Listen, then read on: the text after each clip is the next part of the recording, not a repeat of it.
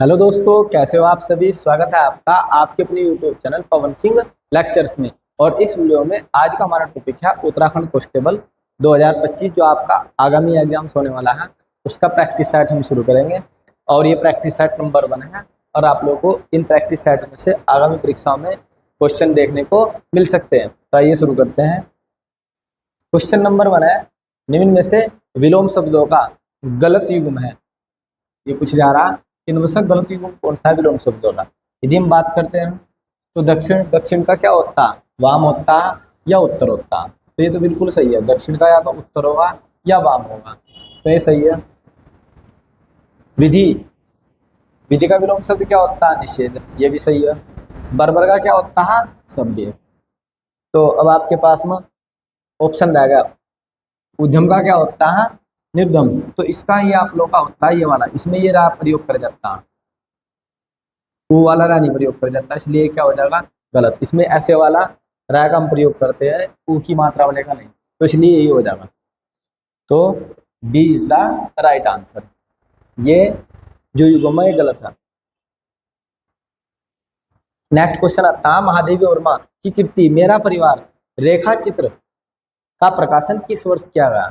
तो प्रकाशन कब किया गया, ये किया जाता है 1972। B is the right answer, 1972 में प्रकाशन किया जाता है। नेक्स्ट क्वेश्चन है, निम्नलिखित में से मछली का पर्यायवाची नहीं है। मछली का पर्यायवाची नहीं है। मीन, ये भी मछली का पर्यायवाची होता है। सफारी, ये भी मछली का पर्यायवाची होता है। और झस, ये भी मछली का पर्यायवाची होता है। तो उसने कहा नहीं, तो इसके अकॉर्डिंग ऑप्शन नंबर सी हाला, ये मछली का पर्यायवाची नहीं होता है। निम्नलिखित में से शुद्ध वर्तनी का चयन कीजिए। आप लोगों को देखना है कि वर्तनी दृष्टि से कौन सा शब्द सही है। तो वर्तनी दृष्टि से हो जाएगा B is the right answer. B is the right answer. Next question है, उपमान और उपमेय का अभेद कहलाता है। तो ये कौन सा अलंकार है, उपमा अलंकार, उत्प्रेष अलंकार, इनमें से कोई नहीं, या रूपक अलंकार। तो ये हो जाएगा आप लोगों का रूपक अलंकार। क्या हो जाएगा, रूपक अलंकार। जैसे उदाहरण के रूप में चरण कमल बंधु हरिराई, ये आप लोगों ने सुना होगा, चरण कमल बंधु हरिराई। यहाँ से क्या है, जो श्री कृष्ण है, भगवान श्री कृष्ण है, उनके चरणों को ना कमल मान लिया गया। ऐसे अलंकार जिसमें सीधा ही ना व्यक्ति की तुलना नहीं कर जाती, तुलना ना करके ना सीधा मान लिया जाता है। यहाँ भगवान श्री कृष्ण के चरणों को कमल के समान नहीं मानेगा, बल्कि ये कह दिया कि भगवान श्री कृष्ण के जो चरण है वो क्या है, कमल है। एक एग्जाम्पल और इसका, राम रतन धन पायो, राम रतन धन पायो मैंने, वो गाना सुना होगा। तो उसमें क्या कहा, यहाँ प्रभु श्री राम की जो तुलना ना वो धन से नहीं की जा रही, बल्कि ये कहा जा रहा है कि प्रभु श्री राम जो है ना वो धन के समान है। यहाँ से प्रभु श्री राम को सीधा धन बोल दिया गया, पैसा बोल दिया गया। राम रतन धन पायो मैंने, तो प्रभु श्री राम को सीधा यहाँ धन कह दिया, तुलना नहीं कर जा रही धन से। एक होता है तुलना करना, एक होता है सीधा बोल देना। तो ऐसे ही अलंकार को हम रूपक अलंकार कहते हैं। नेक्स्ट क्वेश्चन हमारा, निश्चित शब्द के लिए एक वाक्य है। रंगमंच पर पर्दे के पीछे का स्थान, अर्धरात्रि का समय जिसका कोई इच्छा ना हो, या जहां एक भी मनुष्य ना हो। तो ये क्या होता है, इसका अर्थ होता है अर्धरात्रि का समय। तो B is the right answer. Next question है, निम्नलिखित में से अखरोट का तत्सम है। तत्सम शब्द, तत्सम क्या होते हैं, जो सीधे ही हिंदी में आ गए, यानी कि संस्कृत सीधे कहाँ आते हैं, हिंदी में प्रयोग किए जाते हैं, उन्हें बोलते हैं तत्सम। और जिन्हें हम बदल कर लिखते हैं उन्हें बोलते हैं तद्भव। तो ये हो जाएगा अखरोट का हो जाएगा अक्षोर। तो ये हो जाएगा B is the right answer. क्या, B is the right answer. Next question है, निम्नलिखित में से किस वाक्य में पर विशेषण नहीं है। पर विशेषण नहीं है। देखो, एक होता है विशेषण। विशेषण क्या होता है, विशेषण वह होता है जो संज्ञा और सर्वनाम की विशेषता बताता है। संज्ञा और सर्वनाम की क्या बताता है, विशेषता बताता है, उसे हम क्या बोलते हैं, विशेषण बोलते हैं। और परविशेषण, परविशेषण वो होता है जो विशेषण की विशेषता बताता है। उदाहरण के रूप में जैसे मैं क्या लिखूं, मोहन एक अच्छा लड़का है।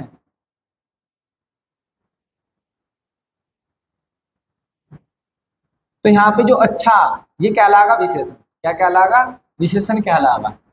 इसने मोहन की विशेषता बताई इस शब्द ने कि मोहन कैसा है, अच्छा लड़का। यदि मैं दूसरा वाक्य लिख दूं, मोहन एक बहुत अच्छा लड़का है, बहुत अच्छा लड़का है, तो यहां से अच्छा तो क्या है, विशेषण, जबकि बहुत, जो बहुत शब्द हमने यूज करा यह पर विशेषण, उसे बोलेगा पर विशेषण। तो ऐसा शब्द जो विशेषण की विशेषता बता दे, तो इसने अच्छे की विशेषता बता दी कि अच्छा तो है लेकिन बहुत ज्यादा अच्छा। तो ऐसे शब्दों को ही, तो अब देखते हैं किसमें पर विशेषण का हमने यूज नहीं करा। बच्चे समझदार हो गए हैं, दूसरा वाक्य देखते हैं, अरे बहुत ही सुंदर फूल है, आजकल संतरे कुछ ज्यादा खट्टे हैं, मुझे थोड़ी ही भूख है। तो इसमें हम देखते हैं कि इनमें से जो शुरू वाला ही सेंटेंस, इसमें बिल्कुल भी परविशेषण का प्रयोग नहीं किएगा। यहाँ पे बोलेगा बच्चे समझदार हो गए। यदि बोले जाता कि बच्चे थोड़े समझदार हो गए, तो जो थोड़ा शब्द यूज कर जाता तो परविशेषण कहलाता, तो इसमें परविशेषण का प्रयोग बिल्कुल भी नहीं किया गया। नेक्स्ट क्वेश्चन है, बैठक में उपस्थित व्यक्तियों के पद अनुसार नाम उनकी राय का पूरा विवरण सहित कार्य सूची में रेखांकित कार्यों पर हुए विचार विमर्श का संक्षिप्त विवरण क्या कहलाता है। आप लोगों से पूछा जा रहा है, तो ये क्या कहलाता है, कार्यव्रत कहलाता है, प्रेस विज्ञप्ति कहलाती है, परिपत्र कहलाता है, या इनमें से कोई नहीं। तो इसका आंसर हो जाएगा, ये कहलाता है कार्यव्रत। तो A is the right answer. Next question है, एंकर बाइट कहते हैं, एंकर बाइट किसे कहते हैं, एक एंकर द्वारा विस्तृत समाचार पत्र बताने को, एंकर द्वारा मुख्य समाचार पढ़ने को, एंकर द्वारा किसी समाचार की पुष्टि हेतु वीडियो या कथन दिखाने को, या हो जाएगा इनमें से कोई नहीं। तो ये क्या होता है, एंकर बाइट होती है एंकर द्वारा किसी समाचार की पुष्टि हेतु वीडियो या कथन दिखाने को, यानी कि छोटी किसी भी सूचना की थोड़ी सी बाइट काट कर चलाना, उसे एंकर बाइट बोलते हैं। थोड़ा दृश्य दिखाना या थोड़ी सी सूचना देना, उसे बोलते हैं एंकर बाइट। नेक्स्ट क्वेश्चन है, निम्नलिखित में से सूर्यकांत त्रिपाठी निराला जी की कविता कौन सी है। तो सूर्यकांत त्रिपाठी निराला जी सबसे ज्यादा बादल के बारे में लिखते हैं। इसके बारे में लिखते हैं, बादल के बारे में 10th क्लास में भी पढ़ा, बादल के बारे में 12th क्लास में भी देखोगे, सूर्यकांत त्रिपाठी बादल के बारे में वर्णन करते हैं। तो इन्होंने कौन सी कविता लिखी है इसमें से, तो ये हो जाएगी तुलसीदास। कौन सी लिखी है, तुलसीदास, इन्हीं की कविता।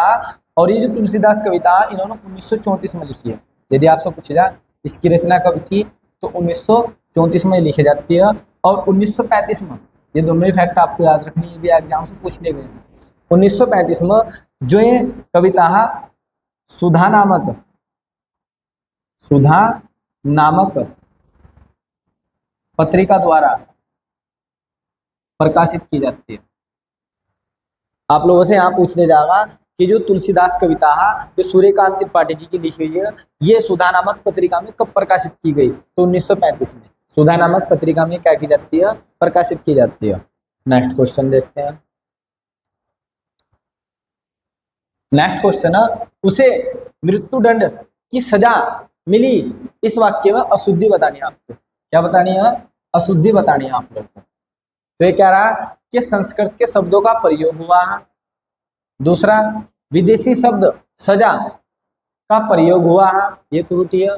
या कह रहा कि दंड और सजा समानार्थी शब्दों का प्रयोग हुआ है, या बोलना आप लोगों को इनमें से कोई नहीं। तो अशुद्धि पूछी जा रही है, क्या पूछी जा रही है, अशुद्धि। यदि हम अशुद्धि की बात करते हैं तो अशुद्धि हो जाएगी दंड और सजा दोनों ही समानार्थी शब्द, क्योंकि दंड का अर्थ भी सजा ही हो और सजा का अर्थ भी घूम फिरा कर क्या होता है, दंड, यानी कि दोनों ही शब्द एक दूसरे के क्या समानार्थी है, इनमें से एक शब्द का प्रयोग होना था, लेकिन यहाँ दो का किया गया। ठीक है, उसे मृत्यु दंड दिया जाना चाहिए या उसे सजा मिलनी चाहिए, ऐसा बोलना था वाक्य। लेकिन यहाँ बोल देगा तो उसे मृत्यु दंड की सजा मिली, तो आप लोग दोनों ही समानार्थी शब्दों का एक साथ प्रयोग हुआ, इसलिए आप लोग का C is the right answer. Next वाक्य र का विवरण है। जो र, इसके बारे में आपको बताना है किस प्रकार का शब्द। तो ये वृत्त्य, लुठित शब्द, संघोष, अल्पप्राण, व्यंजन, या ये वृत्तिश, पाशलिख, संघोष, महाप्राण या व्यंजन। तो देखो यदि हम बात करते रहो कि ये महाप्राण तो नहीं है, तो इसके अकॉर्डिंग ये वाला भी ऑप्शन क्या हो जाएगा, गलत। फिर ये क्या रहा, अघोष, ये अघोष भी नहीं आया, तो इसके कारण ये भी गलत हो जाएगा। महाप्राण, महाप्राण भी नहीं होता रहा, यदि आप न पढ़ाओ तो महाप्राण के अंतर्गत भी नहीं आता, तो ये भी गलत हो जाएगा, ये भी गलत हो जाएगा। और ये क्या रहा, अघोष, तो अघोष के कारण ये भी गलत हो जाएगा। तो अब आप लोगों के पास बचता है तो ये संघोष और ये अल्पप्राण और ये व्यंजन भी है, ठीक है। तो उसके अकॉर्डिंग क्या हो जाएगा, ए ऑप्शन हो जाएगा। तो A is the right answer. याद रखना, र महाप्राण नहीं होता, अघोष नहीं होता और महाप्राण नहीं होता, तो इसके कारण ये एलिमिनेट कर दिया हमने ऑप्शन। तो A is the right answer. Next question, खेत रहना मोहरे का शाब्दिक अर्थ है, तो पूछे जा रहा है आप लोगों से। तो इसका अर्थ होता है संपत्ति का बचा रहना, या इज्जत का बचा रहना, या होता है वीर गति को प्राप्त हो जाना, या इनमें से कोई नहीं। तो क्या अर्थ होता है खेत रहने का, यदि आप ना मुहावरे पढ़े हो तो इसका अर्थ होता है वीर गति को प्राप्त हो जाना। C is the right answer. Next देखते हैं, निम्नलिखित में से कौन सा प्रत्यय युक्त शब्द नहीं है। प्रत्यय युक्त शब्द नहीं है, जिसमें प्रत्यय नहीं लग रहा। तो देखते हैं, बोली इसमें आ रहा ई, भाषा इसमें आ रहा आ, फिर कह रहा पिपासा, तो इसमें भी आ रहा है आप लोगों का। फिर कह रहा अंकुर, तो अंकुर में नहीं आ रहा, इसमें कोई भी प्रत्यय लग रहा है, अंकुर। तो हो जाएगा इसका D is the right answer. इसके अंदर कोई भी प्रत्यय शब्द नहीं प्रयोग किया गया, तो D is the right answer. Next देखते हैं, नेक्स्ट क्वेश्चन, अध्यक्ष व अधिष्ठता में उपसर्ग है। उपसर्ग पूछे जा रहा है। उपसर्ग जो स्टार्टिंग में लगते हैं, प्रत्यय पीछे लगते हैं और ये आगे लगते हैं। तो अध्यक्ष में क्या हो जाएगा, तो ये हो जाएगा अधि, अध्यक्ष में हो जाएगा अधि, अध्यक्ष, और अधिष्ठता में क्या हो जाएगा, अधि प्रत्यय हो जाएगा। तो A is the right answer. Next question हमारा, रिपोर्टाज किस भाषा का शब्द है। तो भाई आप लोग इस रिपोर्टाज को पढ़ ली, रिपोर्ट क्या, रिपोर्ट। तो लोग बाग बोलते हैं कि भाई तेरी रिपोर्ट कर दूंगा और तुझे फांसी दिलवा दूंगा। क्या दिलवा दूंगा, फांसी। तेरी क्या कर दूंगा, रिपोर्ट, और तुझे फांसी पे चढ़वा दूंगा। तो इससे आपको ये शब्द याद रखना, बस इतना सा याद रखना। फांसी दिलवाने की बात हो रही तो रिपोर्ट, ये आप लोगों का हो जाएगा फ्रांसिस भाषा का। कौन सी भाषा का है, फ्रांसिस। तो A is the right answer. तो ऐसा आपको याद रखना। नेक्स्ट हमारा, राम आम खाता है में वाक्य का कौन सा रूप है, ये पूछे जा रहा है आप लोगों से। तो यदि आप लोगों ने वाच्य पढ़े होंगे तो पता होगा आप लोगों को, तो ये हो जाएगा कर्तवाच्य। क्या हो जाएगा, कर्तवाच्य। क्योंकि कर्मवाच्य में यदि कर्मवाच्य होता तो ये शब्द होता राम के द्वारा आम खाया गया। क्या होता, राम के द्वारा, क्योंकि इसमें द्वारा प्रयोग करा जाता है, द्वारा। और इसमें भाववाच्य में से प्रयोग करा जाता है। इसमें ऐसा होता है राम से आम नहीं खाया जाता, तो इसमें आ जाता से। यदि से मिल रहा तो भाववाच्य, यदि के द्वारा मिल रहा तो कर्मवाच्य आप लोगों का। तो ये आप लोगों का हो जाएगा सिर्फ और सिर्फ कृतवाच्य। तो A is the right answer. Next है, हिंदी शोर का वर्गीकरण जीव के भाग के आधार पर किया जाता है, तो निम्नलिखित में से कौन सा भेद इसके अंतर्गत नहीं आता। जीव के भाग के आधार की बात हो रही, तो देखते हैं हम, नहीं आएगा, कौन सा वर्ग नहीं आने का हमेशा। तो अर्घ स्वर ये तो आता है, मध्य स्वर ये भी आता है, पार्श्व स्वर ये भी आता है। तो आप लोगों का होता है विवर्त स्वर, ये नहीं आता। तो उसका हो जाएगा D is the right answer. D is the right answer. ठटेरा शब्द का स्त्रीलिंग है, जो ठटेरा शब्द है इसका स्त्रीलिंग पूछे जा रहा है आप लोगों से। तो ये तो बहुत ईजी है, इसका हो जाएगा ठठेरिन, तो क्या हो जाएगा ठठेरिन, तो C is the right answer. Next, जैसा करोगे वैसा भरोगे में कौन सा सर्वनाम है, ये आपसे पूछा जा रहा है। कौन सा सर्वनाम है? पुरुषवाचक सर्वनाम है, पर्सनवाचक सर्वनाम है, संबंधवाचक सर्वनाम है, या निजीवाचक सर्वनाम है? तो यहाँ पे बोला जा रहा है आप लोगों को कि जैसा करोगे, जैसा यदि आपने अच्छा करोगे तो अच्छा फल मिलेगा, यदि आप बुरा काम करोगे तो बुरा फल मिलेगा, यानी कि संबंध की बात हो रही है। यदि आपने अच्छा काम किया तो अच्छा परिणाम, आप बुरा काम करोगे तो बुरा परिणाम, यानी कि संबंधित है, तो ये हो जाएगा संबंधवाचक, संबंधवाचक सर्वनाम, तो C is the right answer. Next question है, इंद्रिय का विशेषण है। तो ये जो शब्द ये इंद्र से संबंधित है, और इसका अर्थ होता है कि इंद्रियों द्वारा किसी चीज को अनुभव करना, इंद्रियों द्वारा किसी चीज को क्या करना, अनुभव करना। तो उसका जो विशेषण हो जाएगा वो हो जाएगा इंद्रिय। क्या हो जाएगा? इंद्रिय। D is the right answer. पावन शब्द का संधि विच्छेद है। पावन शब्द का संधि विच्छेद क्या होता है? पावन शब्द का संधि विच्छेद, तो ये हो जाएगा पो प्लस अन। क्या हो जाएगा? पावन शब्द का संधि विच्छेद हो जाएगा पो प्लस अन, तो D is the right answer. Next question है, निम्नलिखित में से प्रेरणार्थक क्रिया है।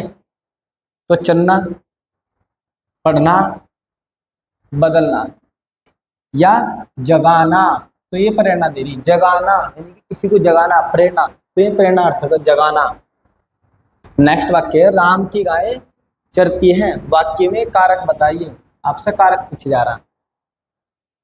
तो ये हो जाएगा की लगा हुआ, राम की गाय चरती है, तो की का मतलब होता है संबंध, तो ये हो जाएगा संबंध, इसमें कारक हो जाएगा संबंध, का के की।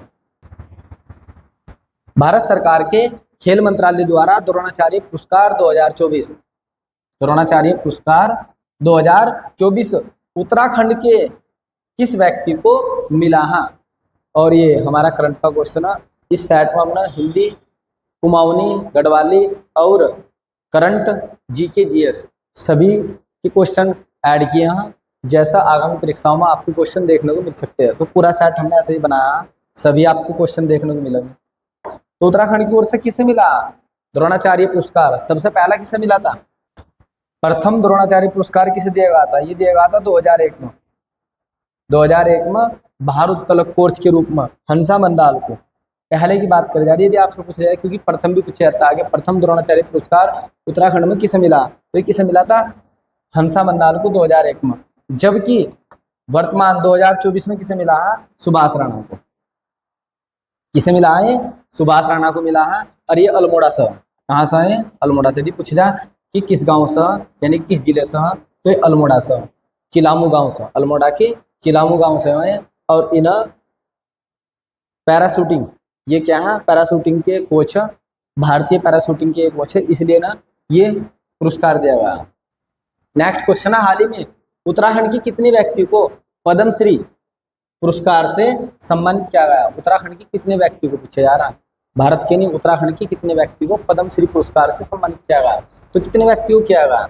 ये किया गया 3 व्यक्तियों को। कितने व्यक्तियों को? 3 व्यक्तियों को पद्मश्री दिया गया। नेक्स्ट क्वेश्चन है, पिछले वित्तीय वर्ष की तुलना में बजट 2025 से 26 में कितने प्रतिशत की वृद्धि हुई है? ये पूछे जा रहे हैं कि वृद्धि कितनी हुई है, इस बार वृद्धि कितनी देखी गई है? तो कितने % की वृद्धि हुई है?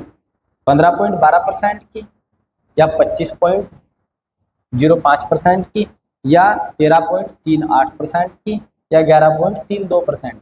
तो कितनी वृद्धि हुई है? ये हुई है, सी इज द राइट आंसर, 13.38% की वृद्धि इस बार बजट में हुई है पिछले की तुलना में। तो C is the right answer, very very most important. यहाँ आपको चिपका मिलेगा एग्जाम से बिल्कुल। नेक्स्ट क्वेश्चन है, मनरेगा के तहत, मनरेगा महात्मा गांधी रोजगार गारंटी अधिनियम 2005, और इसमें क्या होता है? 100 दिन का रोजगार की गारंटी दी जाती है। तो ये पूछा जा रहा है कि मनरेगा के तहत 100 दिन का रोजगार देने में उत्तराखंड का कौन सा जिला, कौन सा जिला प्रथम स्थान पर रहा, नंबर 1? तो ये कौन रहा? ये रहा उत्तराखंड का उत्तरकाशी। उत्तरकाशी इसमें नंबर 1 पर आया। यदि दूसरे नंबर पूछे जाए तो दूसरे नंबर पर आया इसमें देहरादून, दूसरे नंबर पर कौन है, देहरादून। सेकंड पर आया। और यदि आपसे पूछा जाए कि अंतिम स्थान पर कौन रहा, ये भी पूछा जा सकता अंतिम स्थान पर, उसमें अंतिम स्थान पर आ नैनीताल। तो ये सारे पॉइंट आपको याद रखने, अंतिम स्थान पर यदि पूछा जाए कि अंतिम स्थान पर कौन रहा, तो ये रहा नैनीताल। नेक्स्ट देखते हैं। हाल ही में मुख्यमंत्री पुष्कर सिंह धामी ने चकरपुर स्टेडियम का लोकार्पण कहां पर किया है, ये आपसे पूछा जा रहा। तो ये कहाँ किया, ये क्या उधम सिंह नगर के खटीमा में। कहाँ पे किया, उधम सिंह नगर के खटीमा में किया। नेक्स्ट क्वेश्चन है, हाल ही में Nepal junior international badminton championship में 2024 में उत्तराखंड के किस खिलाड़ी ने स्वर्ण पदक गोल्ड मेडल जीता है और उत्तराखंड का नाम रोशन किया। तो किसने जीता है, ये जीता सूर्याक्ष रावत व अनन्या बिष्ट। सूर्याक्ष रावत और Ananya Bisht. A is the right answer. Next question, 46वें आसियान शिखर सम्मेलन 2025 का आयोजन कहां पर किया गया। तो आसियान कहां पे किया गया, ये किया गया मलेशिया में। कहां पे किया गया, मलेशिया में किया गया। तो A is the right answer. Next question हमारा, मानव विकास सूचकांक 2025 में भारत का कौन सा स्थान रहा। वेरी वेरी मोस्ट इंपोर्टेंट, ये भी लिख लेना एग्जाम्स में रखा आप लोग का, छप गया एग्जाम्स में। मानव विकास सूचकांक 2025 में भारत का कौन सा स्थान रहा, वेरी वेरी मोस्ट इंपोर्टेंट। तो ये रहा 130वां स्थान। कितना रहा, 130वां।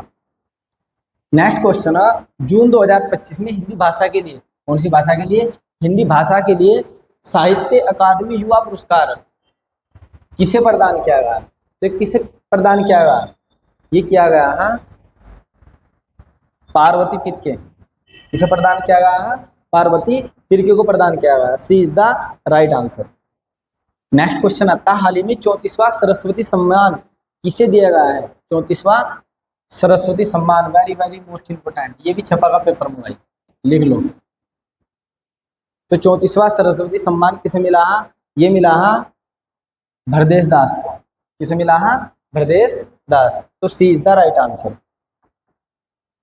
नेक्स्ट, 18वां ब्रिक्स शिखर सम्मेलन 2026 में आयोजित किया जाएगा और इसकी जो मेजबानी होगी वो कौन करेगा। तो इसकी मेजबानी कौन करेगा, इसकी मेजबानी करेगा अपना प्यारा भारत 26 में। इसकी मेजबानी 26 में कौन करेगा, भारत करेगा। नेक्स्ट क्वेश्चन, कुमाऊं परिषद का पहला अधिवेशन कब और कहाँ किया गया। तो कुमाऊं परिषद, ये उत्तराखंड का क्वेश्चन आप लोगों को पूछा जा रहा है। कुमाऊं परिषद, तो कुमाऊं परिषद का जो गठन है कब किया जाता है, ये किया जाता है 1916 में। कब किया जाता है, 1916 में किया जाता है। अगले ही साल 1917 में इसका पहला अधिवेशन होता है अल्मोड़ा में। तो 1917 में कब किया जाता है, 1917 में अल्मोड़ा में इसका पहला अधिवेशन होता है। नेक्स्ट देखते हैं।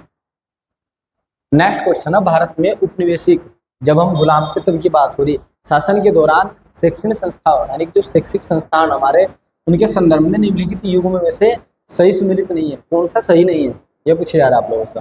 एक तरफ संस्थान दे रखे और एक तरफ दिया गया इनके संस्थापक जिन्होंने स्थापना की है। तो पहला, बनारस का संस्कृत कॉलेज, इसकी स्थापना किसने की थी, विलियम जोन्स ने की थी। तो ये तो बिल्कुल सही है, इज द राइट आंसर बिल्कुल। कलकत्ता मद्रास, इसकी स्थापना वेरेनस्टियन ने की थी, तो ये भी सही है। फिर आता फोर्ट विलियम कॉलेज, इसकी जो स्थापना ऑर्थर वेलिजली, तो यही गलत है आप लोग का, सही सुमिलित नहीं है। तो C is the right answer हो जाए। नेक्स्ट क्वेश्चन है, श्रीहरिकोटा स्पेस सेंटर किस झील के निकट स्थित है। तो किस झील के निकट स्थित है, यह पुलकित झील के, पुलकट। नेक्स्ट देखते हैं, नीचे दिए गए कथनों में से कौन सा कथन सही है, ये पूछा जा रहा है कौन सा कथन सही है। तो ये बोलने जा रहा है पहले कथन में कि 1948 में पहली लोकसभा गठन किया गया था, गलत बात है। 1947 में पहली बार लोकसभा गठन किया गया था, 1947 में तो आजादी हुई थी, लोकसभा कहाँ से तैयार हो गई, छी गंदी बात, तो ये भी गलत है। 1952 में पहली बार लोकसभा का गठन किया गया था, ये तो बिल्कुल सही है भाई, 1952 में, क्योंकि 1951 सब 52 में प्रथम आम चुनाव होता है, प्रथम आम चुनाव होता है। और प्रथम चुनाव आयुक्त कौन थे? सुकुमार सैन होते हैं। कौन होते हैं? सुकुमार सैन। जिसमें जो कांग्रेस होती है, आईएनसी, इंडियन नेशनल कांग्रेस, ये 364 सीटें जीतती है। कितनी? 364 सीटें। जबकि दूसरी पार्टी होती है सीपीआई, कम्युनिस्ट पार्टी, ये जीतती है 16 सीटें। तो यहाँ से आपको अच्छी तरीके से याद रखना, पहला जो आम चुनाव 1951 से 52 होता है, और इसके जो चुनाव आयुक्त होते हैं सुकुमार सैन होते हैं, और आईएनसी, इंडियन नेशनल कांग्रेस, 364 सीटें जीतकर अपना वर्चस्व कायम कर लेती है भारत में। और जो विपक्ष होता है, विपक्ष में होता है कम्युनिस्ट पार्टी, और कम्युनिस्ट पार्टी 16 सीटें जीतती है। कितनी सीटें जीतती है? 16। तो पहली लोकसभा गठन 52 में किया जाता है। तो ये कथन बिल्कुल ही सही है। ठीक है। फिर 1950 में पहली लोकसभा गठन किया जाता है, तो ये भी गलत है। तो C is the right answer. Next question है, भारतीय सरकार द्वारा करों और अन्य प्राप्तियों से प्राप्त राजस्व जो रिवेन्यू इकट्ठा होता है, उसे कहाँ पर रखा जाता है? ये पूछा जा रहा है आप लोगों से। तो भारतीय संचित निधि में रखा जाता है, भारतीय असमिक निधि में रखा जाता है, भारतीय सार्वजनिक खाते में रखा जाता है, या भारतीय रिजर्व बैंक में रखा जाता है। यानी कि जो भी रिवेन्यू, करों और अन्य प्राप्तियों से जो कर प्राप्त होता है हमारे पास में, रिवेन्यू इकट्ठा होता है, वो कहाँ पर रखा जाता है? तो ये रखा जाता है भारत की संचित निधि में। तो A is the right answer. Next question है, उभरते सितारे कार्यक्रम निम्नलिखित में से किसकी पहल है? उभरते सितारे, ये किसकी पहल है? भारतीय स्टेट बैंक की, मुद्रा बैंक की, भारतीय निर्यात और आयात बैंक की, या भारतीय लघु उद्योग विकास बैंक की? तो किसकी शुरुआत है? यह भारतीय निर्यात और आयात बैंक की। तो C is the right answer. Next question है, राइफलमैन गब्बर सिंह नेगी, राइफलमैन गब्बर सिंह नेगी किस युद्ध के लिए विक्टोरिया क्रॉस, किस युद्ध के लिए विक्टोरिया क्रॉस मरणोपरांत प्रदान किया जाता है? तो किस युद्ध के लिए दिया जाता है ना विक्टोरिया क्रॉस? तो ये दिया जाता है न्यू चैपल के लिए। तो B is the right answer. Next question है, निम्नलिखित में से किस गुफा शैल चित्रों में मानव की आकृति अकेले या समूह के रूप में नृत्य करते हुए चित्रित की गई है? तो ये कहाँ पर की गई है? उत्तराखंड में। तो उत्तराखंड का स्थान हो जाएगा लाखू उड्यार। लाखू उड्यार में देखने को मिले थे समूह के रूप में, अकेले रूप में चित्र देखने को मिलते हैं। यहाँ पर लाखों की संख्या में मिले थे, और ये स्याल नदी के तट पर स्थित है। ये पूछ लिया जाता है कि लाखू उड्यार किस नदी के तट पर स्थित है? ये स्याल नदी के तट पर स्थित है। नेक्स्ट क्वेश्चन है, भारत में किस दिनांक से फेडरल कोर्ट ने कार्य करना प्रारंभ किया था? Very very most important. Federal court ने कार्य प्रारंभ किया था, तो कब से किया था? तो ये किया गया था 1 अक्टूबर 1937 से। 1 अक्टूबर 1937। तो C is the right answer. Next है, भारतीय संघ के प्रधानमंत्री एवं अन्य मंत्रियों को भारत के संविधान के किस अनुच्छेद के अंतर्गत राष्ट्रपति नियुक्त करता? तो प्रधानमंत्री की बात हो रही, तो बहुत इजी है। तो ये हो जाएगा 75 साल, यानी कि 75 साल जब एज हो जाती है तो रिलेट कर रखना आप लोगों को, प्रधानमंत्री पद के योग्य नहीं रहता हो। तो ये हो जाएगा अनुच्छेद 75। क्या हो जाएगा? अनुच्छेद 75 हो जाएगा, आर्टिकल 75। नेक्स्ट क्वेश्चन है, प्रथम वित्त आयोग के अध्यक्ष कौन थे? प्रथम वित्त आयोग, तो प्रथम वित्त आयोग के अध्यक्ष थे केसी नियोगी। कौन थे? केसी नियोगी। तो C is the right answer. Next question देखते हैं, सतपुड़ा श्रेणी की सबसे ऊंची चोटी है? सतपुड़ा की पूछी जा रही, तो सतपुड़ा की सबसे ऊंची चोटी मैंने आपको ट्रिक से पढ़ा था कि यदि आप धूप में बैठोगे, क्या में धूप में बैठोगे ना, तो सूख को कूड़ा बन जाओगे। सूख को क्या बन जाओगे? कूड़ा। तो धूप में बैठोगे तो इसकी सबसे ऊंची चोटी हो जाएगी धूपगढ़। यदि धूप में बैठोगे तो सूख कर कूड़ा बन जाओगे, सतपुड़ा। ये मध्य प्रदेश में। नेक्स्ट क्वेश्चन है, जिला पंचायत में कौन से पदन सदस्य के रूप में शामिल नहीं रहता? एक बार फिर से, जिला पंचायत में कौन सा पदन सदस्य के रूप में शामिल नहीं रहता? लोकसभा का सदस्य, राज्यसभा का सदस्य, विधानसभा का सदस्य, ये तो तीनों रहते हैं, तो यहाँ तक तो सही है। तो आपका बचा लास्ट, राज्य वित्त आयोग के सदस्य, तो D is the right answer. राज्य वित्त आयोग के सदस्य शामिल नहीं रहते, तो D is the right answer. Next question हमारा, विधानसभा का गठन भारतीय संविधान के किस अनुच्छेद के अंतर्गत किया जाता है? विधानसभा का गठन, तो बहुत इजी क्वेश्चन है। कितना हो जाएगा? अनुच्छेद 170। कितना हो जाएगा? अनुच्छेद 170। तो B is the right answer. इस वीडियो में इतना ही। तो इससे नेक्स्ट पार्ट होगा इसका, 50 क्वेश्चन हम उसमें डिस्कस करेंगे और उसे आप अवश्य देखें। यदि आपको हमारी यह वीडियो पसंद आई हो तो आप हमारे YouTube channel Pawan Singh lectures को जरूर सब्सक्राइब करें, लाइक करें, कमेंट करें और शेयर करें। Thanks for watching this video.